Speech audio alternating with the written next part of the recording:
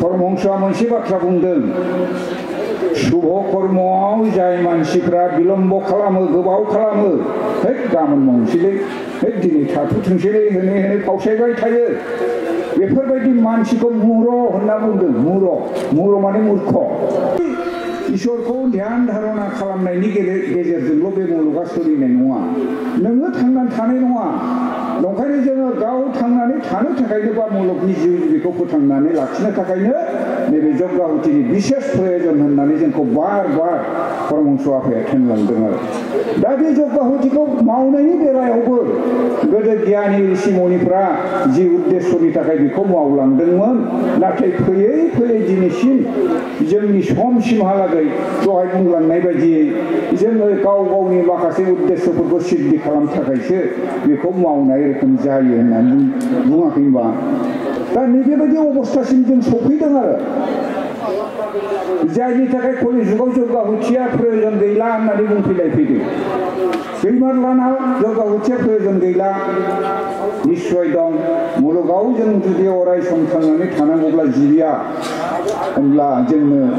आदारनि प्रयोजन जागोन दैनि प्रयोजन जागोन आरो बेखौ मोननो थाखायनो जोङो कर्मखौ मावथारनांगोन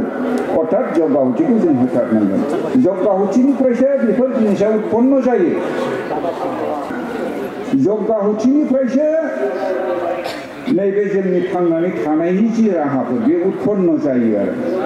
होमबा जग्गाहुति गैयाबा जों थांनानै थानायनि राहाया गोमाबाय जों जुदि फारि फारि बिदि जोबलांबायबाथ' बे मुलुगाबो जोबलांबाय होमबा परमात्मानि उद्देश्यआ सफल जालिया ओंखायनो परमात्मानि उद्देश्यखौ सफल खालामनो थाखाय जग्गाहुतिया अनिबार्य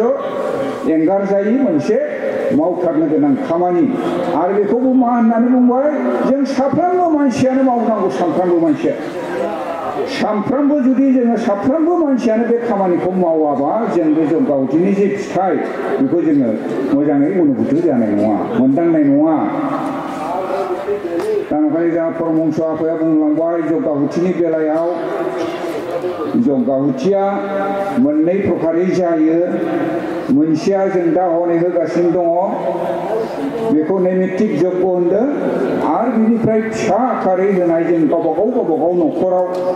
सोरबा सासेयानो जा सानैयानो जा साथामानो जा साब्रैयानो जा फिसा रोखोमै होनाय सानफ्रामबो जों होगासिनो दङ नैबेखौनो नित्य जग्ग होननानै बुंदों आरो बे नित्य जग्ग बे मोननै प्रकारै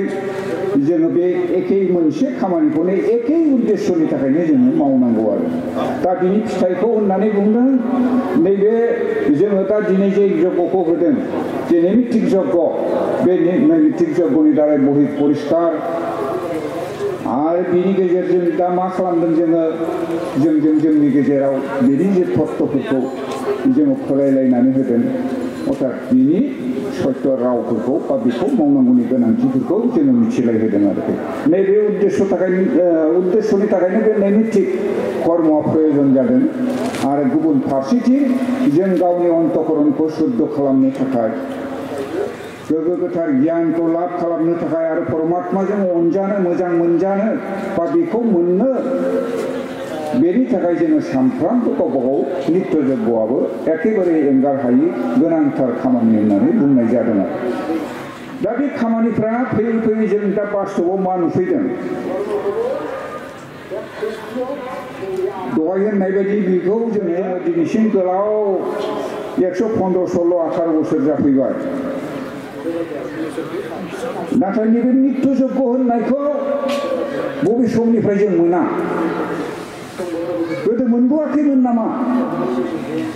निश्चय मोनबोदोंमोन बहाथो गोमाया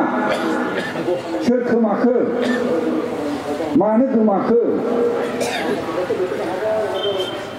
हयथ' गुरुदेव कालीचरण ब्रह्मनि लोगो कयेकजनसो मानसिया बेखौ एसे मावफादोंमोन बिनि उन पर्यायनिफ्रायनो 10-15 बोसोरनि उननिफ्रायनो बे नित्य जग्ग होननाय सोदोबानो जोंनाव गैयामोन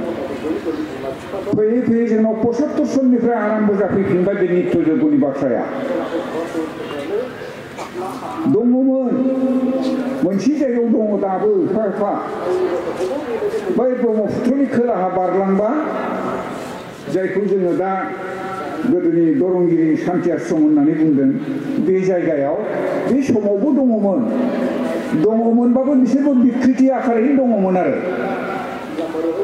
दा जोंनि जिनोखि मुल थांखि बे खामानिखौ मावनांगौनि जि मुल थांखिमोन बेनिफ्राय जोङो दोरोदनानै थांबोदोंमोन आरो दा बेखौनो जोङो ज' खालामफिननो